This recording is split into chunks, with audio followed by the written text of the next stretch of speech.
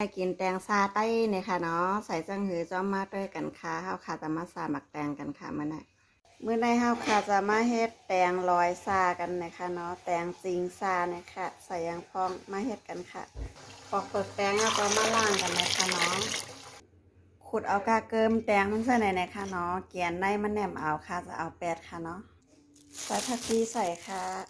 แล้วก็ใส่ผ้าห่อโคค่ะเย่าก็งาโคนะคะเนาะงาแล้วก็โถดินโคค่ะ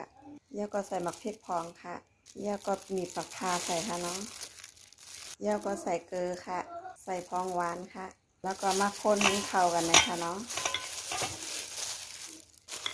เกาเพิ่งเข้ากันจะไหนค่ะไอ้สังจางก็เติมไรนะคะเนาะเย่าก็มาใส่หวานกันค่ะเยี่ยวเนี่ยค่ะเนาะแตงซาปีน้องใต้ค่ะง่ายๆกุ้ยเนี่ยค่ะเนาะเฮ็ดกินง่ายๆค่ะกินแหลดไม่เนี่ยค่ะนอวันนะคะอำโลใส่เนื้อใส่ปลากระวานเนี่ยค่ะเนาะ